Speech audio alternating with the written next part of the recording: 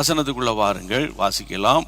கர்த்தருடைய பிள்ளைகளே, நீங்கள் வாசிக்க வேண்டிய வசனம் என்னன்னு கேட்டால், கர்த்தருடைய பிள்ளைகளே, அப்போஸ்தலர் 14:22, ஆக்ட்ஸ் சாப்டர் 14 verse 22, 14:22.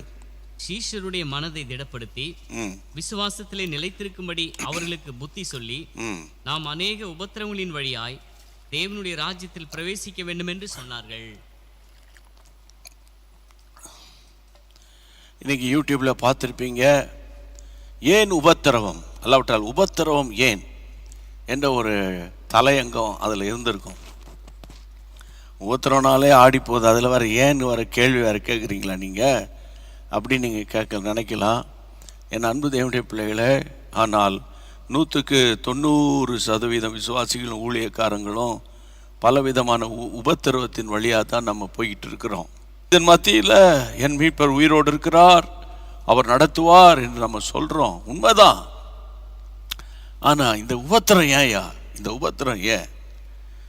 அதாவது ஏசாயா தீர்க்கதரிசி 48:10 எழுதாதவங்க எழுதிக்கோங்க.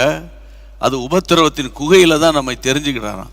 அவர் தெரிந்து கொள்றதுக்கு அந்த செலெக்ஷன் கமிட்டியே ஒன்று வைக்கிறார். அந்த இடத்துல அந்த செலெக்ஷன் பண்ணுற பிளேஸ் எங்கன்னா நம்ம நீங்கள் நானும் சந்தோஷமான நாட்கள் அல்ல, நெருக்கத்தின் நாட்களில் தான் அவர் தெரிந்து கொள்கிறார்.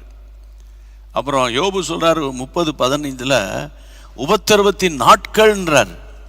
யோபு சொல்கிறார் உபத்திரவத்தின் நாட்கள். வெளிப்படுத்தல் 2:10 10 நாட்கள் உபத்திரவப்படுவீர்கள் நாட்கள் சொல்லப்படுகிறது. என் அன்பான தேவனுடைய பிள்ளைகளே, ஆனால் இன்னைக்கு நான் உங்களோடு கூட பேச போகிறேன் என்னன்னா, அந்த அப்போஸ்தலர் 14:22 திரும்பி பாருங்க.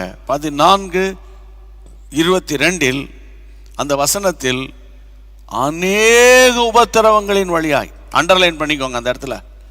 ஐயோ இது என்னப்பா இவர் உபத்திரவத்தையே பேசுகிறாரு, நீ நல்லா இருப்ப, நீ நல்லா இருப்பீங்க, நீ 100 வருஷம் வாழ்வாய், அரசியல்வாதிகள் பேசுவாங்க 100 ஆண்டு வாழ்வீங்க, நீ நல்லா இருப்பீங்க, நீங்கள் நல்லா இருப்பீங்கன்னு சொல்லுங்க பிரதர், அப்படி சொல்லுங்க, பாசிட்டிவாக பேசுங்க. ஏம்மா ஒன்று சொல்கிறேன், கர்த்தர் கூட இருக்கிறார் என்று சொல்கிற வார்த்தையை மிஞ்சினதுக்கு வேற என்ன இருக்கு? நல்லா இருப்பீங்கன்னு சொன்னால் நம்ம கேட்க காதுக்கு இனிமையாக இருக்கும். இப்போ இந்த 8 மணிக்கு முடிஞ்சோன்னு ஒரு சண்டை வந்துடும். இப்போ தான் அந்த ஆள் சொன்னான் நல்லா இருப்பீங்க, சந்தோஷமாக இருப்பீங்க அப்படின்னா, இப்போ சண்டை வந்துட்டு அந்த ஆள் சொன்னதுக்கு வேற நடக்கிறது வேற. இதாண்டா அந்த ஊழியக்காரனுங்கள்லாம் அப்படின்னு நல்லா நல்லா கவனிக்கணும். கர்த்தருடைய பிள்ளைகளை நல்ல மைண்டில் வச்சுக்கோங்க. நீங்கள் விசுவாசிக்கிறீங்க இல்லை, அது உங்களை பொறுத்தது, சரியா? என்னுடைய அனுபவத்தையும் நான் கற்றுக்கொண்ட பாடத்தையும் பைபிளில் இருக்கிற முன்னோர்கள் வேதாகம புருஷர்களுடைய பாதையையும் தற்காலத்தில் வெற்றியாய் பிரகாசிக்கிற தேவ மனிதருடைய வாழ்க்கையும் எல்லாவற்றையும் அலசி ஆராய்ந்து உங்களோடு நான் போதிக்கிறேன். சும்மா எடுத்தோன்னே ஏதோ ஒன்று பேசணும். அன்னைக்கு போன வாரம் நினைக்கிறேன், டவுன்லோட் ப்ரீச்சர் இல்லை, அது என்னது டவுன்லோடு ப்ரீச்சரு? டவுன்லோட் ப்ரீச்சர்னா இந்த கம்ப்யூட்டரில் இருக்கிறவங்களுக்கு புரியும். டவுன்லோடு அப்லோடு அதெல்லாம் இதெல்லாம் கம்ப்யூட்டர் செல்ஃபோன் வச்சுருக்கணும் எல்லாம் தெரியும். அதை நிறைய அந்த டவுன்லோட் யாரோ ஒருத்தர் எப்பவும் பேசினதை டவுன்லோட் பண்ணி அதை பிரிண்ட் அவுட் எடுத்து, பிரிண்ட் அவுட்டில் கூட எல்லாம் லேப்டாப்பில் அப்படி வச்சு தானே பேசுறது. அது தப்பாக ரைட்டான்னு எனக்கு தெரியாது. ஆனால் டவுன்லோட் பண்ணுறது அது இன்னொருத்தருடைய மைண்டில் இருக்கிறத எடுத்து அந்த வசனத்தை கையாளலாமே தவிர அவங்க சொன்ன இல்லஸ்ட்ரேஷன், அவங்க சொல்கிறது அப்படியே எடுத்து பிரசங்கம் பண்ணுறது தான் download preachers. We are not download preachers. அந்த நெருக்கத்தின் வழியாக கடந்து போய் கொண்டிருக்கிற நாட்களில் உங்களுக்கு சொல்லும்படியான சத்தியத்தை கர்த்தர் என் இருதயத்தில் வைக்கிறாரு. அதை நான் சொல்லலைன்னு வைங்களேன், என்ன மாதிரி ஒரு அக்யூஸ்டு, என்னை மாதிரி ஒரு கிரிமினல் ஒருத்தரும் கூட இருக்க மாட்டான். அப்போ அநேக உபத்திரவங்கள் வழியாக, அப்போ அநேகம்னா அதை நான் விளையாட்டுத்தனமாக எடுக்கலை, நிறைய இருக்கு போல இதுப்பா, அது என்னப்பா அப்படின்னு சொல்லி கொஞ்சம் யோசிக்க, அதை வைத்து ஜெபிக்க, பைபிளை பெரட்ட ஆராய ஆரம்பித்த போது வாசிங்க 1 யோவான் எழுதின சுவிசேஷம் 16ஆம் அதிகாரம். நம்முடைய அருமை ரட்சகராகிய இயேசு அப்பா சொன்னது 33. John 16:33. என்னிடத்தில் உங்களுக்கு சமாதானம் உண்டாயிருக்கும் பொருட்டு இவைகளை உங்களுக்கு சொன்னேன். இவைகளை உங்களுக்கு சொன்னேன். உலகத்தில் உங்களுக்கு உபத்திரம் உண்டு. உலகத்திலே உங்களுக்கு உபத்திரம் உண்டு. ஆனாலும் திடங்கொள்ளுங்கள். ஆனாலும் திடன் கொள்ளுங்கள். நான் உலகத்தை ஜெயித்தேன் என்றார். நான் உலகத்தை ஜெயித்தேன் என்று இயேசு சொன்னார். நான் அதாவது ஆரம்ப காலங்களெல்லாம் யோசிப்பேன், உலகத்தில் உபத்திரம் ஒன்றுன்னா போகும்போது அப்படி அந்த பக்கம் அந்த டிராஃபிக் ஜாம் ஆயிரும், திடீர்னு பண பிரச்சனை வந்துடும்,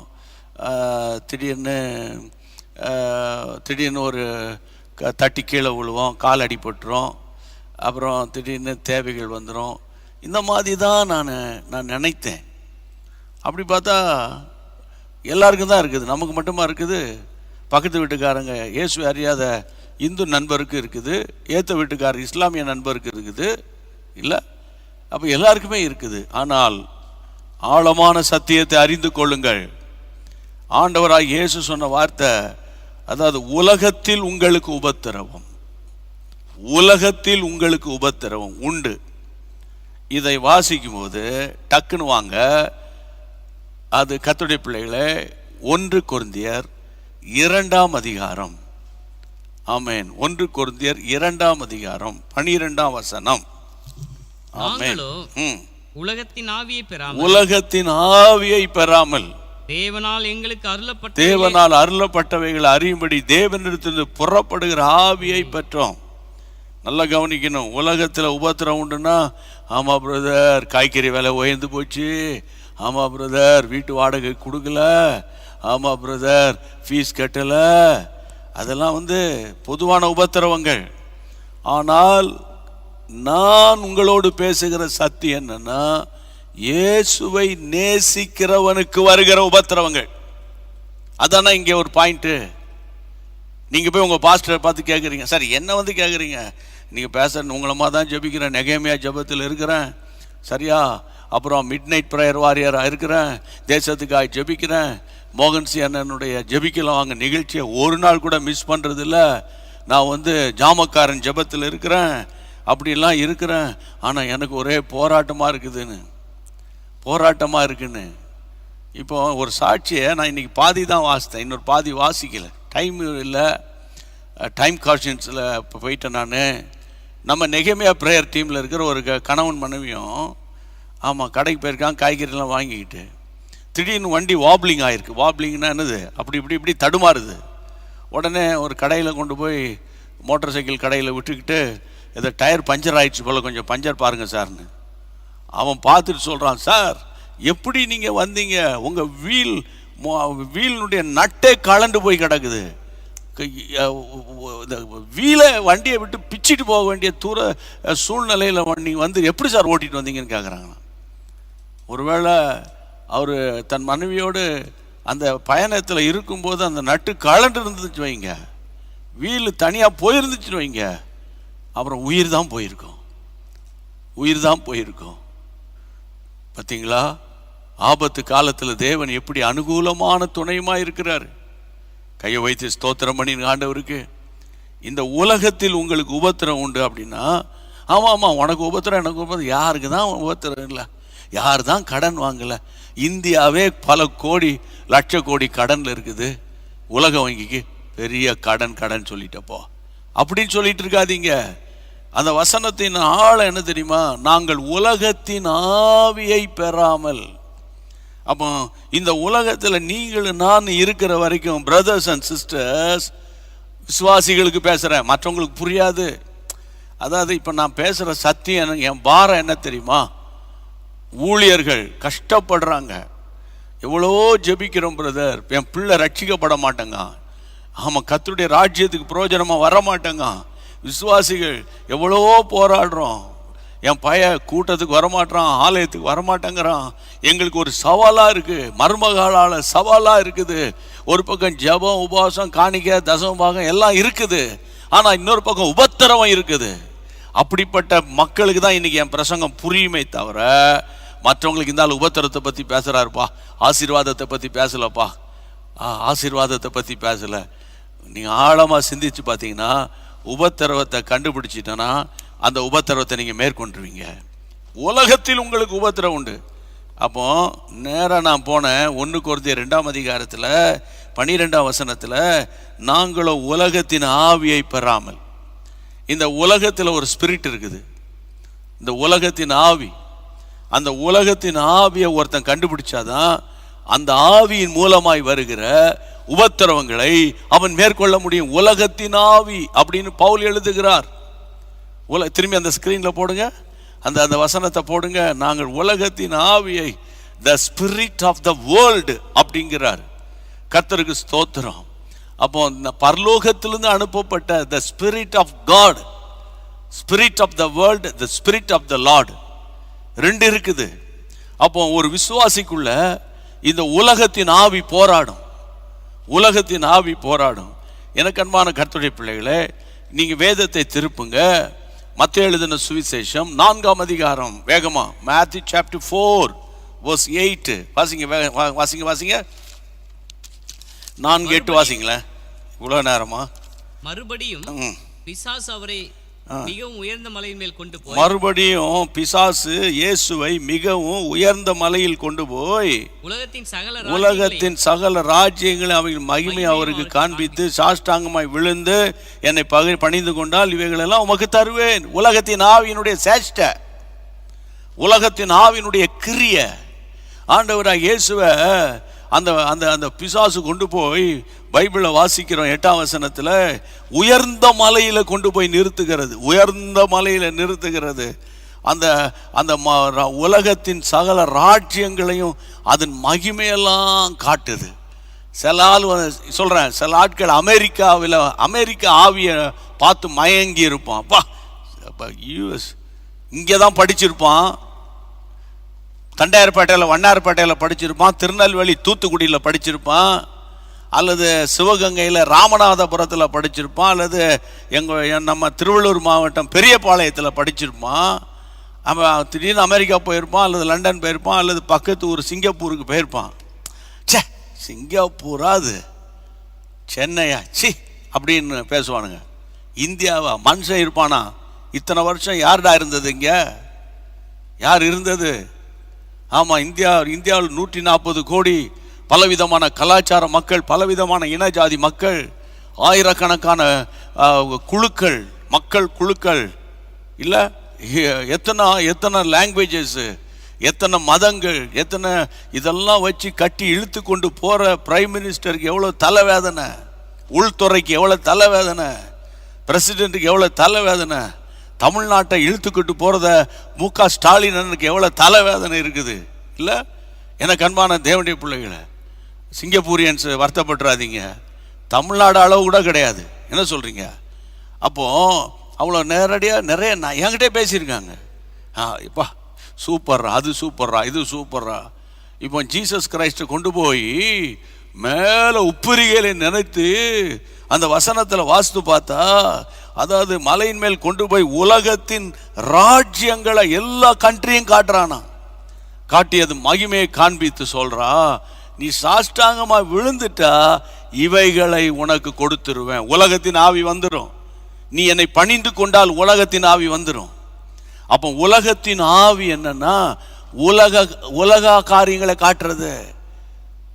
சிலர் இந்த கடைக்கு போன உலகத்தின் ஆவி வந்துடும். இங்கெல்லாம் அந்நிய பாஷை பேசி ஆவியில் நிரம்பி பயங்கர ப்ராஃபஸி என்ன, தேசத்துக்காக அழுகிறது என்ன, எல்லாம் ஒரு பக்கம் இருக்கும். ஆனால் அந்த கடைக்குள்ளே போயிட்டா போதும், அதை வாங்கு, இதை வாங்கு, இதை எம்மா காசு இல்லைம்மா, இவ்வளோதாம்மா இருக்குது, அந்த கிரெடிட் கார்டு இருக்குல்ல, அது எதுக்கு வச்சுருக்கீங்க, அதை வாங்கித்தாங்க, இப்போவே வாங்கித்தாங்க. ஒரு கல்யாண வீட்டில் எவ்வளோ விலை உயர்ந்த உடைய உடுத்துறது. ஆஃப்டர் ஆல் அதை விடுங்க, ஊழியக்காரர்களுக்கு சொல்கிறேன். மற்றவங்க இப்போ சம்பாதிக்கிறான், பிஸ்னஸ் வேலை பண்ணுறான், அவன் எத்தனை லட்சம் ரூபாய் கொடுத்தும் உடைய வாங்கி போடுறான். புரியுதா உங்களுக்கு? ஊழியக்காரர்கள் நீங்களும் நானும் நம்ம உடுத்துகிற உடைக்கும் உணவுக்கும் எல்லாவற்றுக்கும் கணக்கு ஒப்புவிக்கணும். ரொம்ப முக்கியம். ஏதோ உலகத்தில் ரொம்ப ஜாலியாக வாழ்ந்துட்டோம், நமக்கு ஆண்டவர் பணத்தை கொடுத்துருக்காரு, அது கொடுத்துருக்காரு. ஆமா, கர்த்தருடைய பிள்ளைகளை, உலகத்தின் ஆவி, அந்த உலகத்தின் ஆவியே உன்னை உபத்திரப்படுத்தும், என்னை உபத்திரப்படுத்தும். அந்த டார்கெட்டே, பிசாசின் டார்கெட்டே நம்மளை உபத்திரப்படுத்துறது தான். கர்த்தருடைய பிள்ளைகளை, அடுத்தது 1 யோவான் 2ஆம் அதிகாரம் 17ஆம் வசனம். 1 யோவான் 2:17. டக் டக் டக்குன்னு வாங்க வேகமா. 1 யோவான் 1 John chapter 2 verse 17ல உலகமும் அதன் இச்சையும் ஒழிந்து போம், தேவனுடைய சித்தத்தின்படி செய்கிறவனோ என்றென்றைக்கும் நிலைத்திருப்பான். என்றென்றைக்கும் நிலைத்திருப்பான். உலகத்துல உலகமும் அது இச்சையும் ஒழிந்து போகும். அந்த உலகத்துல அந்த உலகத்தின் ஆவின்னு ஒன்று சொன்ன இல்ல, அந்த உலகத்தின் ஆவிக்குள்ள மறைந்திருக்கிறது தான் இச்சை. இச்சை, the spirit of the lust. கர்த்தருடைய பிள்ளைகளை, அந்த லஸ்ட், அந்த லஸ்ட்டுக்கு ரெஸ்டே இல்லை, இரவும் பகலும் வாட்டி வதைக்குது. அதனால தான் எந்த நேரமும் இன்ஸ்டாகிராமு, இஷ்டம் இல்லாத கிராமு, இஷ்டமான கிராமு. புரியுதா உங்களுக்கு? ஆமாம், நிறைய பேர் அதில் மாட்டிக்கிட்டு வெளியே வர முடியாமல் கஷ்டப்பட்டு கிடக்காங்க. உலகத்தின் ஆவியில் இச்சையின் ஆவி இருக்குது. இச்சையின் ஆவி. பார்க்கறதெல்லாம் வாங்கணும், இதை வாங்கணும், அதை வாங்கணும். ஏம்மா, உன் புருஷனுக்கு எவ்வளோ சம்பாத்தியம், அது எவ்வளோ இருந்துட்டு போகுது, எங்கள் வீட்டில் எப்படி இருந்தேன்னு தெரியுமா? ஆனால் இன்றைக்கி நான் பாரத்தோடு சொல்கிறேன், உலகத்தில் உபத்திரம் உண்டு தான் சொல்லியிருக்காரு, அதனால இந்த கஷ்டம்லாம் எனக்கு இருக்குதுன்னு. அப்படிலாம் நீங்கள் நினைக்கிறீங்க. ஆனால் உலகத்தின் ஆவியில் தேவனுடைய பிள்ளைகளை எல்லாவற்றையும் காண்பிட்டு அட்ராக்ட் பண்ணுவான். அந்த spirit of attraction, the spirit of attraction, the spirit of the lust. இதான் உலகத்தில் கிரியை செய்கிற ஆவிகள். இதை பற்றி போதனைகள் உங்களுக்கு உண்டா? இதை பற்றி போதனைகளை நீங்க கேட்குறீங்களா? கர்த்தருடைய பிள்ளைகளை, ரொம்ப ஜாக்கிரதையா இருக்கணும். இந்த ஸ்பிரிட் ஆஃப் த லஸ்ட்டுக்குள்ள நீங்க போயிட்டீங்கன்னா எப்போ பார்த்தாலும் அது பயங்கரமா உங்களோடு போராடும். அதுதான் இன்றைக்கி நம்ம வாசிக்கிறோம். ஏன் இப்படி இருக்கு நமக்கு? நான் ரட்சிக்கப்பட்டவள் ஆச்சே, நான் மனம் திரும்பினவன் ஆச்சே, ஞானஸ்நானம் எடுத்தவன் ஆச்சே, நான் மூப்பர் ஆச்சே, நான் பாஸ்டருக்கு உதவியாளர் ஆச்சே, நான் தானே விசுவாசி, நான் தானே பைபிளை வாசிப்பேன், நான் தானே எல்லாம் லீட் பண்ணுவேன், நான் ஆராதனை நடத்துவேனே, எனக்கே இந்த போராட்டம் இருக்கு. வாசிங்க அடுத்த வசனம். 1 யோவான் 5:19. 1 யோவான், ஆமென், 1 John chapter 5 verse 19. வாசிங்க. தேவனால் உண்டாயிருக்கிற, வாசிங்க அந்த வசனத்தை. நாம் தேவனால் உண்டாயிருக்கிறோம் என்றும் உலகம் முழுவதும் பொல்லாங்கனுக்குள் கிடக்கிறது என்றும், உலகம் முழுவதும் பொல்லாங்கனுக்குள்ள கிடக்கிறது என்று அறிந்திருக்கிறோம். கர்த்தருடைய பிள்ளைகளே, we know that. அதுல அந்த வார்த்தை ரொம்ப முக்கியம். எனக்கு தெரியும் இந்த உலகம் பொல்லாங்கன் கையில் இருக்குது. இந்த உலகம் யார் கையில் இருக்குது? பொல்லாங்கன் கையில் இருக்குது. பொல்லாங்கன், திரும்பி பாருங்க, திரும்பி அந்த ஸ்கிரீன்ல போடுங்க. பொல்லாங்க, அந்த அந்த அந்த அந்த அந்த விக்கெட் ஃபெலோ. கர்த்தருடைய பிள்ளைகளை, அவன் ஒரு மாதிரி பொல்லாத சுவாபம் உடையவன், பிசாசை தான் பத்தி சொல்லி இருக்குது. பொல்லாங்கன் கையில கிடக்கிறது. அப்போ இந்த உலகம் முழுவதுமே, அதனால தான் ஆண்டவர் எச்சரிக்கிறார், இந்த உலகத்தில் உனக்கு உபத்திரம் உண்டு, அவன் வரும். ஆனால் அந்த உபத்திரவத்தில் நீ மூழ்கி போக மாட்டாய். ஏன்னா நான் கூட உலகத்தில் இருந்த காலத்தில் இந்த உலகத்தை நான் ஜெயித்தேன். அது மாதிரி நீயும் உலகத்தை ஜெயிப்பாய். ஆமென் சொல்லுங்க. தோத்திரம். அப்போ இந்த பொல்லாங்கனுடைய குணம் பாருங்க. எபேசியர் 6ஆம் அதிகாரம் 16ஆம் வசனம். டக்குன்னு எபேசியருக்கு எழுதின நிருபம் 6ஆம் அதிகாரம், எஃபீசியன் chapter 6 verse 16. வாசிங்க டக்குன்னு. பொல்லாங்கன் எய்யும் அக்கினி ஆஸ்திரங்கள் எல்லாம் அவித்து போடத்தக்கதாய் எல்லாவற்றுக்கும் மேலாக விசுவாசம் என்னும் கேடயத்தை பிடித்து கொண்டவராய் நில்லு. பொல்லாங்கன் எய்யும், அந்த பொல்லாங்க என்ன பண்ணுவான்? அக்கினி ஆஸ்திரங்களை அனுப்புவான். அதனால திடீர்னு வீட்டுக்குள்ள ஃபயர் வருது, வீட்டுக்குள்ள டென்ஷன் ஆகுது. புருஷனுக்கும் மனைவிக்கும் பிள்ளைகளுக்கும் தகப்பனுக்கும் தாய்க்கும் தகப்பனுக்கும் திடீர்னு டென்ஷன் ஆகுது. அவன் பொல்லாங்கன் எய்கிறான். ஆமாம், ராக்கெட் அனுப்புகிற மாதிரி. புரியுதா உங்களுக்கு? ராக்கெட் இப்போ சமீப காலங்களாக அந்த உக்ரைனுக்கும் ரஷ்யாவுக்கும் இடையே போராட்டங்கள் வந்தபோது பார்த்தீங்களா, ராக்கெட் எப்படி அந்த அக்னி ஆஸ்திரங்கள் வர்றது போல நிறைய நேரங்களில் நம்ம திடீர்னு நம்ம வீடுகளிற்குள்ள இப்படி அந்த பொல்லாங்கன் வேலையை ஒருத்தர் கெடுக்கிறது. பொல்லாங்கன் வேலையை ஒருத்தர் உடைக்கிறது, ஒரு சபையை உடைக்கிறது. ஆமாம், நல்லா இருக்கிற சபைகளுக்குள்ள போராட்டங்களை கொண்டு வருகிறது, பிரச்சனைகளை கொண்டு வருகிறது, கேவலமான காரியங்களை கொண்டு வருகிறது. சமீபத்தில் திருநெல்வேலி டயசிஸில் அந்த பொல்லாங்க நாங்கள் பூந்து விளையாடிட்டு இருக்கிறோம்.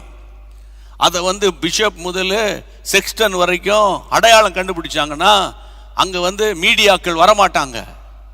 மீடியாக்கள் வர வேண்டிய அவசியம் இல்லையே. ஜெபிங்க ஜெபிங்க ஜெபிங்க ஜெபிங்க, டயசிஸில் சமாதானம் வரணும். அது எப்படியா வரும்? உள்ள பிசாசை வச்சிருக்கிய, உள்ள யாரை வச்சிருக்க? பிசாசை வச்சிருக்கிய, எப்படி வரும்? கர்த்தருக்கு மகிமை உண்டாகட்டும். அப்போ என் அன்பு தேவனுடைய பிள்ளைகளே, அப்போ இந்த உலகம் நான் சொன்னேன் பொல்லாங்கன் கையில் இருக்குன்னு 1 யோவான் எழுதுறாரு, எபேசியர் பவுல் எழுதுறாரு. பொல்லாங்கன் எய்யும் அக்னியாஸ்திரங்கள். எனக்கு அன்பான கர்த்தருடைய பிள்ளைகளே, 1 யோவான் திரும்ப 2:13. 1 யோவான் 2:13 என்ன நடக்குதுப்பா? என்ன சொல்றாங்க பாருங்க. 1 யோவான் 2ஆம் அதிகாரம் 13ஆம் வசனம். 13 நீங்கள் ஜெயித்ததினால், அதாவது பிதாக்களே ஆதி முதல் வரைக்கும் நீங்கள் இருக்க அறிந்ததினால உங்களுக்கு எழுதுகிறேன். வாலிபரே, பொல்லாங்கான நீங்க ஜெயித்ததினால உங்களுக்கு எழுதுகிறேன். வாலிபரே, பர்டிகுலர் சொல்றார், வாலிபரே நீங்க அந்த பிசாசை ஜெயித்தீங்கப்பா. அப்போ இதுல இருந்து புரியுது வாலிப பிள்ளைகளுக்கு என்ன வார்த்தை வருதுன்னா, உங்களுக்கு ஆண்டவர் என்ன பேசுறாருன்னா, நீங்க பொல்லாங்கானை ஜெயிப்பீங்க. நீங்க ஜெயிப்பீங்க. நீங்க நினைக்கிறீங்க நம்மால முடியாது, இதெல்லாம் கஷ்டம். நான் ரட்சிக்கப்படும் போது 20 வயது தொடங்கி இருக்குது. 20 வயது தொடங்கி இருக்குது.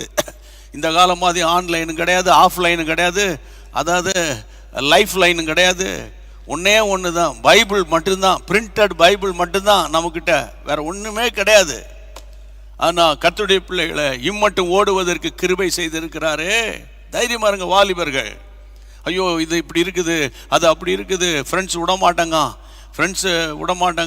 ஃபேஸ்புக்கு விடமாட்டேங்குது, இன்ஸ்டாகிராம் விடமாட்டேங்குது, இல்லை வாட்ஸ்அப் விடமாட்டேங்குது, அது விடமாட்டேங்குது, இது விடமாட்டேங்குது. அப்படி இல்லை, சொல்லாமல் கொல்லாமல் உங்களை விட்டு போயிடும். ஆமேன்னு சொல்லுங்க. வாலிப பிள்ளைகளுக்காக நாங்கள் ஜெபிச்சுட்டு இருக்கிறோம். வாலிப பிள்ளைகளை வைத்திருக்கிற பெற்றோர்கள் உங்கள் பிள்ளைகளை அக்யூஸ்ட் ஆக்காதீங்க, உங்கள் பிள்ளைகளை குற்றவாளியாக நிறுத்தாதீங்க. எப்போ பார்த்தாலும் கமாண்ட் கொடுத்துக்கிட்டு இருக்காதீங்க. அவன் போய் கதவை மூடுறானா, கதவுல கை வச்சு கண்ணீரோடு ஜெபம் பண்ணு. அந்த வாசல்ல 2 சொட்டு கண்ணீர் விழட்டும், அது பரலோகம் உடனே ஆன்சர் வரும். பரலோகத்தை அதை விட்டுட்டு அதை பண்ணாத, இதை பண்ணாத, செல்போன் நோண்டாத. எவ்வளோ நேரம் செல்போனில் இருப்ப? அவன் திருப்பி கேட்டான் என்ன செய்வீங்க? நீங்கள் எவ்வளோ நேரம் செல்போனை பார்த்து சிரிச்சுக்கிட்டு இருந்தீங்க சொல்லட்டா அப்படின்னு கேட்டான், நீங்கள் என்ன சொல்வீங்க? அதனால இப்படிப்பட்ட சத்தியங்களை நீங்கள் கேளுங்க. ஆண்டவரே என்னை ஆசீர்வதி, என்னை ஆசீர்வதி, என்னை ஆசீர்வதி. ஆண்டவர் கேட்பார், உனக்கு கொடுத்த ஆசீர்வாதத்தில் நீ உண்மை இல்லையே, இல்லை கொடுத்த ஆசீர்வாதத்தில் நீ உண்மை இல்லையே. அப்போ இன்றைக்கு பாரத்தோடு நான் பேசிக்கிட்டு இருக்கிறேன். வாலிபரே, நீங்க பொல்லாங்கானை ஜெயித்ததினால நான் உங்களுக்கு எழுதுகிறேன். ஜெபம் பண்ண போறோம். அதுக்கு முந்தின வசனம், கடைசியா வசனம் 1 யோவான் 5ஆம் அதிகாரம், 1 John chapter 5க்கு திரும்பி பைபிளை திருப்புங்க. திருப்பி 18ஆம் வசனம் வாசிங்க. தேவனால் பிறந்த எவனும் பாவம் செய்யான் என்று அறிந்திருக்கிறோம். தேவனால் பிறந்தவன் தன்னை காக்கிறான். பொல்லாங்கன் அவனை தொடான். தேவனால் பிறந்தவன் தன்னை காக்கிறான். That is born again experience. தேவனால் பிறந்தவன். நல்ல கவனிங்க கர்த்தருடைய பிள்ளைகளை, உலகத்தில் பிறக்கிறோம், தாயும் தகப்பனுக்கு நீங்களும் நானும் பிறக்கிறோம். அது மாம்சமான பிறப்பு. ஆனால் தேவனால் பிறக்கிறது, that is born again experience. அதாவது மறுபடியும் பிறந்த ஒரு வாழ்க்கை, மறுபடியும் பிறந்த வாழ்க்கை. 19ஆம் வசனம் பாருங்க. அடுத்தது, நாம் தேவனால் உண்டாயிருக்கிறோம் என்றும் உலகம் முழுவதும் பொல்லாங்கனுக்குள் கிடக்கிறது என்றும் அறிந்திருக்கிறோம். எப்பவுமே நீங்க மைண்ட்ல வச்சுக்கணும். நம்ம என்னதான் ரட்சிக்கப்பட்டு அபிஷேகம் பெற்று ஆவில் நிறைஞ்சு பயங்கரமா சர்ச்சிலேயே கடந்து ராத்திரி பகலும் நீங்க ஆலயத்தை விட்டு சாமுவேலை போல ஆலயத்துக்குள்ளேயே சுத்திட்டு கிடக்கிற ஆட்களா இருந்தாலும் உலகத்துல தான் இருக்கிறீங்க. உலகத்தின் ஆவி உங்களை மானிட்டர் பண்ணிக்கிட்டே இருக்கும். உங்களை மானிட்டர் பண்ணிக்கிட்டே இருக்கு. எப்போ இவனை விழ தள்ளலாம், எப்போ இந்த வாலிப பிள்ளையை வீழ்த்தலாம், எப்போ இவனை கோவப்படுத்தலாம், எப்போ இவங்களுக்கு சோர்வை உண்டாக்கலாம், எப்போ இந்த குடும்பத்தில் ஒரு வேதனையை கொண்டு வரலாம், எப்போ ஒரு ஆக்சிடென்ட்டை கொண்டு வரலாம். புரியுதா உங்களுக்கு? அப்போ நமக்கு முதலாவது ஒரு ரெவலேஷன் இருக்கணும். உலகம் முழுவதும் பொல்லாங்கன் கையில் கிடக்குது. அமெரிக்கா போகலாம் தப்பிடலாம் நினைக்காதீங்க. ஆஸ்திரேலியாவுக்கு போயிட்டா எப்பா நிம்மதியாக இருக்கலாம் நினைக்காதீங்க. குறிப்பாக ஸ்ரீலங்கன்ஸுக்கு, இந்தியன்ஸுக்கு நான் சொல்கிறேன். அங்கே போயிட்டா நல்லா இருக்கலாம், இங்கே போயிட்டா நல்லா இருக்கலாம். ஆமாம், இங்கே இருக்கிற செத்தா போனா பாரத்தோடு சொல்கிறேன். அதாவது உலகம் முழுவதும் பொல்லாங்கன் கையில் கிடக்குது. அந்த ஸ்பிரிட்டை நீங்கள் ஐடென்டிஃபை பண்ணணும். அந்த ஸ்பிரிட் ஒரு ஆளோட பேசும்போதே, உனக்கு ஃப்ரெண்ட்ஸ் வரானா, ஃபேஸ்புக்கில் பழகுறியா, இன்ஸ்டாகிராமில் பழகுறியா, அந்த டே ஒன்லேயே உனக்கு ஒரு அலாம் அடிக்கும். ஒரு எச்சரிக்கை மணி ஒலிக்கும். யாருக்கு ஒலிக்கும் அப்படின்னா, born again எக்ஸ்பீரியன்ஸுக்கு ஒலிக்கும். அது ஒரு பக்கம் அடிச்சுட்டே தான் கிடக்கு. சில பேர் அலாரம் வச்சுருப்பாங்க, படுத்த தூங்கும்போது அலாம் அது பாட்டு அடிச்சுட்டு கிடக்கும். இவன் பாட்டு தூங்கிட்டு கிடக்குறான்ல. அதை மாதிரி சிலருக்கு செல்ஃபோன் அடிக்கும், அதை அடிச்சுட்டு போய் விடுங்க. சில செல்ஃபோன் சைலண்ட் மோடு, அவ்வளோதான். Silent killer. அது சைலண்ட் மோடு இல்லை. எப்போ பார்த்தாலுமா சைலண்டில் நீ வைப்ப, அது பேர் சைலண்ட் கில்லர். எங்கே போனோம், ஒரு சர்ச்சுக்குள்ளே போகிறோம், சைலண்ட் மோடில் வை. அதிகாரியை பார்க்குறோம், சைலண்ட் மோடில் வை. ஆஃபீஸில் இருக்கோம், சைலண்ட் மோடில் வை. 24 hours நீ சைலண்ட் மோடில் இருந்தீங்கன்னா something wrong in your spirit. ஆமாம், மேலதிக விவரங்களை என்னை பர்சனலாக இமெயில் பண்ணுங்க, அதை பற்றி உங்களோட கூட நான் பேசுகிறேன். ஆமாம், எத்தனை சம்பவங்கள் தெரியுமா? அந்த சைலண்ட் மோடில் இருக்கிறதுனால நிறைய காரியங்களை கம்யூனிகேஷன் பண்ண முடியாமல் நிறைய லாஸ் ஆகிருக்கு நிறைய இடங்கள்ல. அதனால் you have to be very careful. நீங்கள் ரொம்ப இன்டலெக்சுவலாக நடக்கிறீங்க, நீங்கள் ரொம்ப அப்படி இப்படி இருக்கீங்கன்னு நினைக்காதீங்க.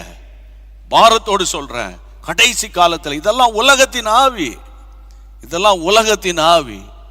ஆண்டவருக்கு மகிமை உண்டாவதாக. கர்த்தருக்கு தோத்திரம். இப்படிப்பட்ட சத்தியங்களை அதிகாரத்தோடு பேசுறதுக்கு ஆட்கள் குறைவு. ஆமா, ஆகவே இந்த கடைசி காலத்தில் கர்த்தருடைய பிள்ளைகளை, இன்னைக்கு நான் என்ன பேசினேன் திரும்ப ரிப்பீட் பண்ணி விடுறேன். அப்போஸ்தலர் 14:22 படி, ஏன் உபத்திரவங்கள்? அநேக உபத்திரவங்களின் வழியாக தேவனுடைய ராஜ்யத்துக்கு போயே ஆகணும். ஆமாம், என்ன உபத்திரவம் பட்டாலும் பரவாயில்லப்பா, நான் போய் சேர வேண்டிய டெஸ்டினி எனக்கு முக்கியம். அப்படி தானே? அந்த போய் சேர வேண்டிய இடம் முக்கியமா இல்லையா? இல்லை ஞானஸ்நானம் எடுத்தால் பரலோகம் போயிடலாம், எடுத்தாச்சு. அப்புறம் அபிஷேகம் பெற்றால் பரலோகம் போயிடலாம், பைபிள் சொல்லுது. அப்படி தான் பைபிளில் சொல்லியிருக்கு, அபிஷேகம் பெற்றால் பரலோகம் போயிடலாம். சரியா? யோவான் 3:5 ஆவியினாலும் ஜலத்தினாலும் பெறாவிட்டால் தேவனுடைய ராஜ்யத்துக்கு போக முடியாது. இப்போ நான் நல்லா அபிஷேகம் பெற்ற அந்நிய பாஷை பேசுகிறேன். அப்புறம் கர்த்தருடைய பிள்ளைகளை சிறு பிள்ளை போல மாறிட்டேன், ஒப்பு கொடுக்குறேன். கர்த்தருடைய பிள்ளைகளை ஐஸ்வர்யத்தின் மேலே நம்பிக்கை வைக்கல. ஐஸ்வர்யத்தின் மேல் நம்பிக்கை வைக்கிறவன் பரலோக ராஜ்யம் போக மாட்டான்.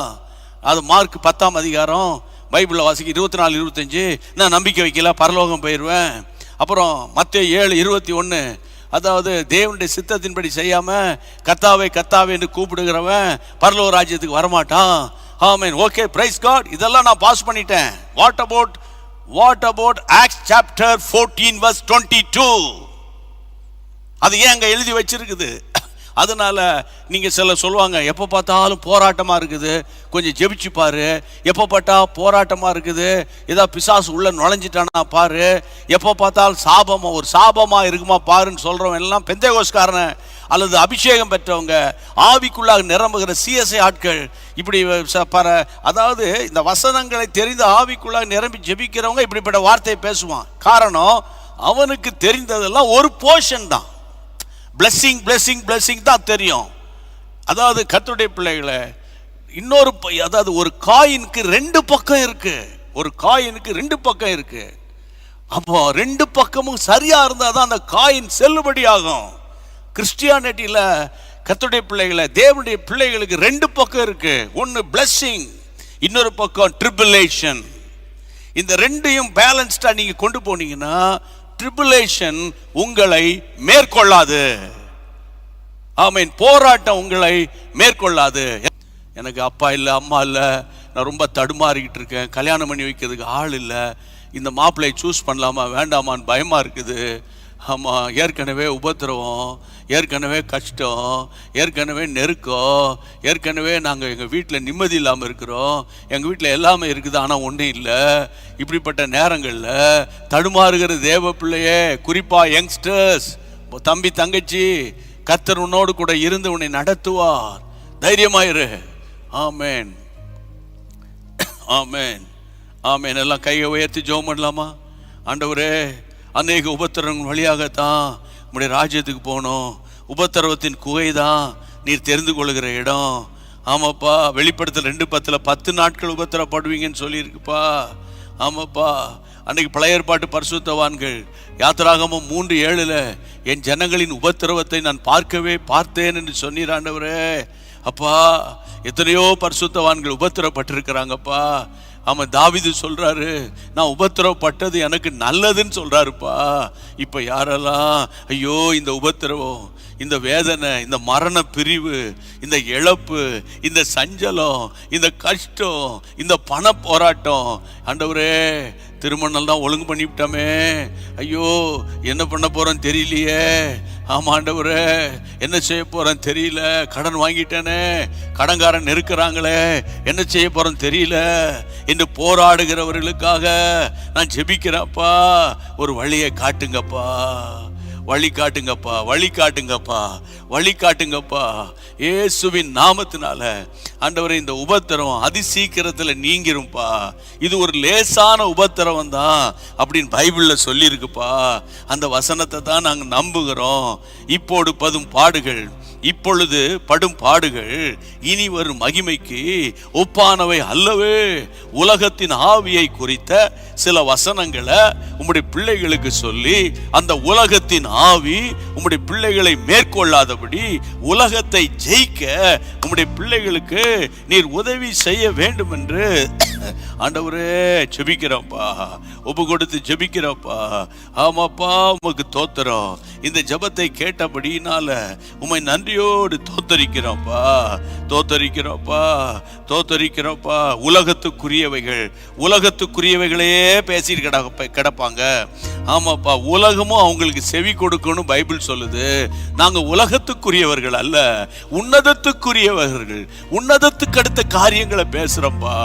உலகத்தின் ஆவியை ஆண்டவரே, உலகத்தின் பெருமை, ஃபாதர் பாடுறது போல உலகத்தின் பெருமை எங்களை அணுகாதபடி கர்த்தர் காத்துக்கொள்ளுங்க, தைரியப்படுத்துங்க, உற்சாகப்படுத்துங்க, பலப்படுத்துங்க.